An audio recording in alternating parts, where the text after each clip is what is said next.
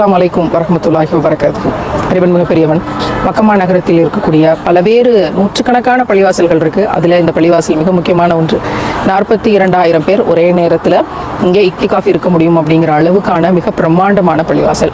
ரமலான் நேரத்துலலாம் பல நாடுகளில் இருந்து இங்கே புக் பண்ணிட்டு வருவாங்களாம். இங்கே இருந்து ஃபுல்லாக எல்லாம் சென்ட்ரலைஸ்ட் ஏசி, எல்லா வசதிகள், எல்லா உணவோட ரொம்ப பிரமாதமாக நேர்த்தியாக கட்டமைக்கப்பட்டிருக்கக்கூடிய ஒரு பள்ளிவாசல் அப்படின்னு. இக்திகாஃப் அப்படிங்கிறதுனுடைய சிறப்புகளை இங்கேருந்து யோசிச்சு பார்க்குறேன். நம்ம ஏதாச்சும் வேணும் அப்படின்னா யார்கிட்ட கேட்போம்? நம்ம பக்கத்தில் இருக்கிற, நாம் நேசிக்கிற, நம்ம யாரையாவது நம்பி இருப்போம், யாரையாவது சார்ந்திருப்போம், அவங்கள்ட்ட கேட்போம். ஏதாவது கஷ்டம் அப்படின்னா யார்கிட்ட புலம்புவோம்? இதே கேட்டகரியில் இருக்க யார்ட்டையாவது புலம்புவோம், யார்ட்டையாவது அழுது தீப்போம். ஆனால் இவற்றுக்கெல்லாம் என்ன பிரயோஜனம், என்ன பலன், என்ன கிடைச்சிரும், என்ன விளைவு அப்படிங்கிறதுல மனிதர்கள் இடத்தில் அப்படின்ற விஷயம் போகும்போது நிறைய கொஸ்டின் மார்க் இருக்கு. ஆனால் அல்லாஹ்வின் இடத்தில் அப்படிங்கிற ஒரு விஷயம் வரும்போது சுப்ஹானல்லாஹ் மிகப்பெரிய கூலி உண்டு. இறைநேசர்கள் தம்முடைய எந்த தேவையா இருந்தாலும் அல்லாஹ்ட்ட தான் கேட்குறாங்க அப்படின்னு திருக்குர்ஆன்ல அல்லாஹ் சொல்றான்.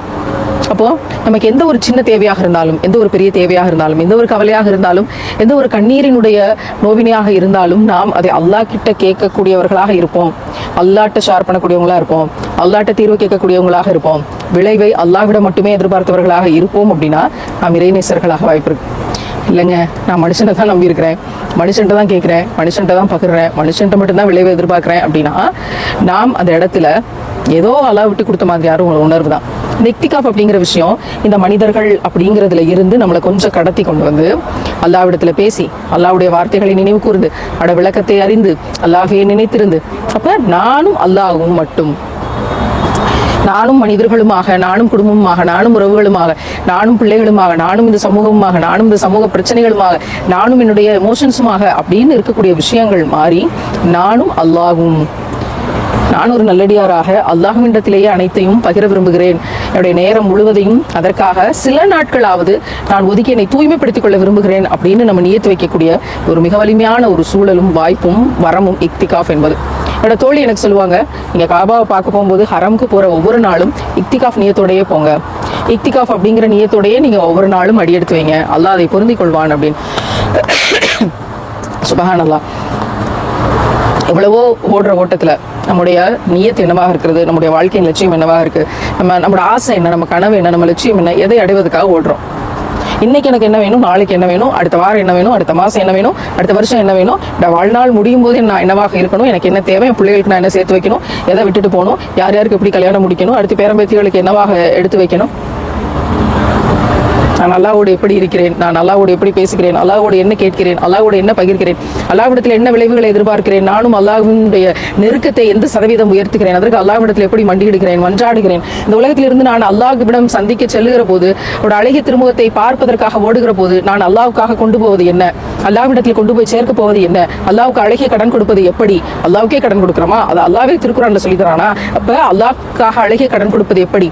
என் மீது உள்ள நேசத்தினால் அனாதைகளுக்கும் ஏழைகளுக்கும் சிறைப்பட்டவர்களுக்கும் உணவளிப்பார்கள் என்று அல்லாஹ் சொன்னானே, அப்படி ஏழைகளுக்கும் அனாதைகளுக்கும் சிறைப்பட்டோருக்கும் உணவளிக்கக்கூடிய, உதவக்கூடிய, அவர்களுக்காக வாழ்க்கை தியாகம் செய்யக்கூடிய உள்ளத்தை தயார் செய்வது எப்படி, அல்லாஹ்வுக்காகவே இதை செதுக்குவது எப்படி, நாம் உயிரினும் மேலாக நேசிக்கும் முத்தம் நபிகள் நாயகம் ஸல்லல்லாஹு அலைஹி வஸல்லம் அவர்களுடைய பரிந்துரையை பெறுவது எப்படி, அவர்கள் கொடுத்த சட்டங்களின்படி 100% என்னுடைய வாழ்க்கை அமைத்துக் கொள்வது எப்படி, என்னுடைய சௌரியத்திற்கு நான் ஷரியத்தை, ரசூலுல்லாஹ் கொடுத்த சட்டங்களை என்னுடைய வாழ்க்கைக்கு ஏற்ற மாதிரி குறைச்சிக்கிறாம 100% டிட்டோ சஹாபாக்களுடைய, அன்சாரிகளுடைய வாழ்க்கையின்படி எங்கள் வாழ்க்கை அமைத்துக் கொள்வது எப்படி, அல்லாஹ்வுக்காக இதை செதுக்குவது எப்படி, வடிவமைப்பது எப்படி, தியாகம் செய்வது எப்படி, வலி தாங்குவது எப்படி, இழப்பது எப்படி, கண்ணீர் சிந்துவது எப்படி, மற்ற சமூக சீர்கேடுகளை நினைத்து நினைத்து உருகி அல்லாஹ்விடத்திலே கையேந்தி மன்றாடி நாம் விசாலப்பட்ட உள்ளத்தை பெறுவது எப்படி, அல்லாஹ்வுக்காகவே மற்றவர்களை நேசிப்பது எப்படி, 100% ஹலாலாக அல்லாஹ்வுக்காக வாழ்வது எப்படி, 100% ஹராமானவற்றை தடுத்துக்கொண்டு அல்லாஹ்வுக்காக வாழ்வது எப்படி, அப்படி எல்லாம் வாழ்ந்து நம்முடைய கபரை அல்லாஹ்விடம் கேட்டு வெளிச்சமாக்கிக் கொள்வது எப்படி,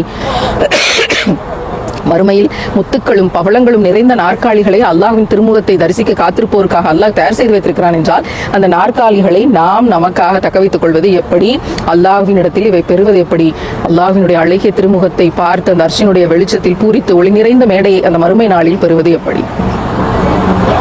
இறைவன் மிகப்பெரியவன். இந்த எப்படி என்ற அத்தனை கேள்விகளுக்கும் இக்திகாஃப் பதிலளிக்கும். எனவே நான் நியத்து வைக்கிறேன், இங்க இருந்து அடிக்கடி இக்திகாஃப் அப்படிங்கிற விஷயங்களை முன்னெடுக்கணும். வாழ்க்கையே இக்திகாஃப் ஆகணும் அல்லாஹ்வுக்காக. ஒவ்வொரு நொடியுமே இக்திகாஃப் தான் அல்லாவுக்காக. இந்த வாழ்க்கை இக்திகாஃப் தான் அல்லாவுக்காக. இந்த வாழ்க்கை முழுவதுமே இக்திகாஃப் மறுமைக்காக. இந்த வாழ்க்கை முழுதுமே நான் உயிரினும் மேலாக நேசிக்கும் முத்தம் நபிகள் நாயகம் ஸல்லல்லாஹு அலைஹி வஸல்லம் அவர்களுக்காக, அவர்களின் வழியில் நிற்பதற்காக, நபிகள் காட்டிய பெண்ணியம் என்ற பரப்புரைக்காக, அதனை உள்ளத்தில் ஏந்தி என்னை செதுக்கி அதன் பிறகு நான் பேசுவதற்காக. பேசுவது மட்டுமில்லை, செயல்படுத்தி பேசுவதற்காக. சுப்ஹானல்லாஹ். இவற்றையெல்லாம் வாழ்க்கையவே இக்திகாஃபாக மாற்றணும் அப்படின்ற ஒரு விஷயத்தை மக்கமா நகரத்தின் மண்ணிலே, ரசூலின் பூமியிலே, நான் உயிரினும் மேலாக நேசிக்கும் முத்தம் நபிகள் நாயகம் ஸல்லல்லாஹு அலைஹி வஸல்லம் அவர்கள் பிறந்த மண்ணிலிருந்து நாம் நியத் வைக்கிறோம். வல்ல ரஹ்மான் காற்றில் கலக்கும் இந்த ஒளி அலைகளை பொருந்தி கொண்டு நிச்சயம் மறுமையில் ஒளியின் மேடையை நமக்கு தருவானாக. இந்த ஒளி அலைகளை பொருந்தி கொண்டு அந்த ஒளி அலைகளை இறைவன் தருவானாக என்று துஆவோடு வாழ்க்கையவே இக்திகாஃபாக அர்ப்பணிக்கக்கூடிய பாக்கியத்தை வல்ல ரஹ்மான் தந்துவிட்டால் நிச்சயமாக நாம் வெற்றியாளர்கள். முஹம்மது நபிகள் நாயகம் ஸல்லல்லாஹு அலைஹி வஸல்லம் அவர்களுடைய வழி நின்று அதை பெற வல்ல ரஹ்மான் பாக்கியத்தை தந்தருள்வானாக. ஆமீன் ஆமீன் ஆமீன் யா ரப்பல் ஆலமீன்.